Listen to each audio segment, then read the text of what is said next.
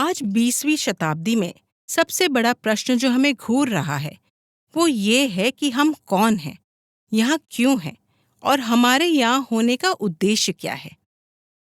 पहले दिव्य आत्माएं हमें बताती थीं, जिनकी ध्वनियों को हमने किताबों में बांध कर रखा था। आजकल साइंस और टेक्नोलॉजी ने इन दिव्य आत्माओं का रूप ले लिया है। समस्या गंभीर है। चांद चांद नहीं, पर मिट्टी का गोला है। वो हीलियम का रिसोर्स है। आज चांद और नदियों को देखकर कविता नहीं फूटती, बल्कि चांद को कॉलोनाइज कर उसमें छिपे हीलियम को माइन कैसे किया जाए और नदियों को बांधकर उसमें छिपी हाइड्रो इलेक्ट्रिक बिजली को कैसे निचोड़ा जाए। यहाँ तक कि मनुष्य भी एक कार्बन आधारित एटम और मॉलिक्यूल से बना मिट्टी का पुतला है, जो ऑक्सीजन पर निर्भर रासायनिक प्रक्रियाओं के अलावा कुछ नहीं। ये सभी घटनाक्रम बेहद चिंताजनक हैं, लेकिन हम इससे पूरी तरह अनभिज्ञ हैं कि वो क्या है जो हमें आकार दे रहा है, वो क्या है जो हमें चला रहा है। ये आत्म अभिविन्यास क्या है जो हमारे भाग्य को प्रोजेक्ट कर रहा है। जब कुछ दिखने के लिए अपने आप को दिखाता है तो आप उसके पीछे जाते हैं। ऋषियों ने उसका पीछा किया और तप के माध्यम से उसे आपके सामने उतारा। इसलिए ये गलत नहीं कहना होगा कि हम वाक हैं, हम शब्द हैं। और जब हम वो शब्द नहीं होते और कुछ और होते हैं, तब ये रिश्ता शब्द के गगन मंडल में लुप्त हो जाता है। आप कहेंगे कि उससे क्या फर्क पड़ता है? मैं बताता हूँ, जरा ध्यान से सुनिए। आप देखते हैं कि औद्योगिक युग में कुछ दिखाई देता है। कवि और लेखक उसका पीछा करते हैं, वे उसे पकड़ते हैं, आपके शब्दों में उतारते हैं और आपको अर्थ और मूल्य देते हैं, जिसके माध्यम से आप जीवन के औद्योगिक तरीके से उत्पन्न होने वाली विकृतियों और खतरों का सामना कर सकें। ये समझ साहित्य में समा जाती है और उसका मार्गदर्शक सिद्धांत बन जाता है।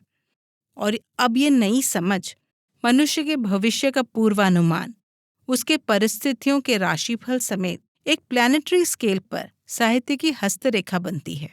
तो ब्रह्म की ध्वनि इस कश्मकश में कहीं खो जाती है, लेकिन जो आज अपना रूप और रंग दिखा रहा है, अर्थात जो आज दिख रहा है, कवि और लेखक इसके प्रकट होने के सार को समझने में सक्षम नहीं हैं। और इस प्रकार वे अभी भी उस मूल प्रणाली के भीतर अटके हुए हैं जो औद्योगिक युग ने उन्हें दी थी। आज हम एक गृह समाज में प्रवेश कर चुके हैं और ये दुनिया तकनीक से जुड़ी हुई है और जिसकी आत्मा और प्रगतिकरण हम नहीं समझते, और इसलिए इसे साहित्य का अंत भी कह सकते हैं, क्योंकि जो दिखता नहीं उसे अब लिख नहीं सकते। औद्योगिक युग ने हमें गढ़ा और हमारी दुनिया को आकार दिया।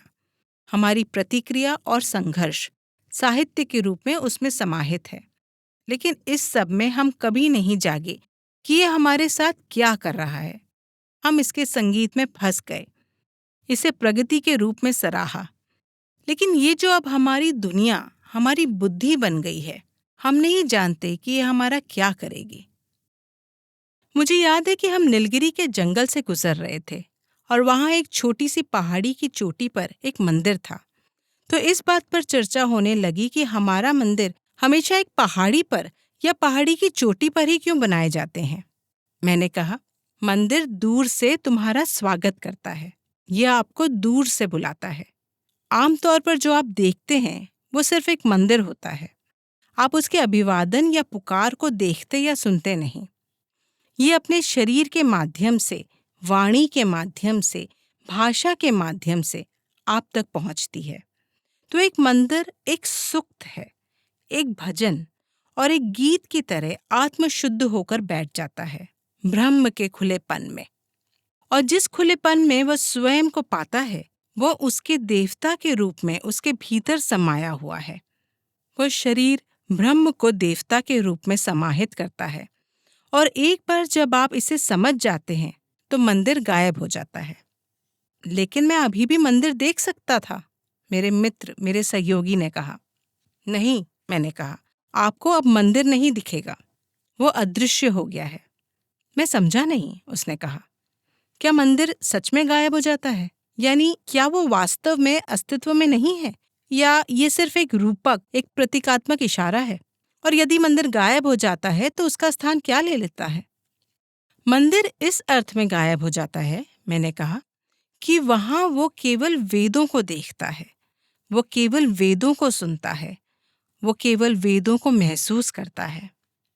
मंदिर गायब हो गया है क्योंकि वहां कभी कोई मंदिर था ही नहीं, वहां कभी कोई देवता था ही नहीं। वहां हमेशा सत्य श्रद्धा से प्रकाशित हुआ बैठा रहता था, और बस यही शेष रह गया है, ब्रह्म शरीरम आत्मा। तो प्रश्न ये उठता है, उसने कहा, कि यदि मैं एक फूल तोड़कर देवता को चढ़ाता हूं तो कौन किसको भेंट कर रहा है? एक व्यक्ति के लिए ये देवता के प्रति अपनी गहरी भक्ति की पुष्टि करने वाली क्रिया है, मैंने कहा। दूसरे के लिए ये ध्वनि स्फोटक अभिवादन है कि व्यक्ति और देवता गायब हो गए, वो विलय में प्रतिस्थापित नहीं हुए। मंदिर में हमेशा सत और श्रद्धा का संचार होता है। तो फूल चढ़ाने का मतलब स्वयं में स्थिर हो जाना है, सुंदर दीप्तिमान हो जाना, आनंदित हो जाना।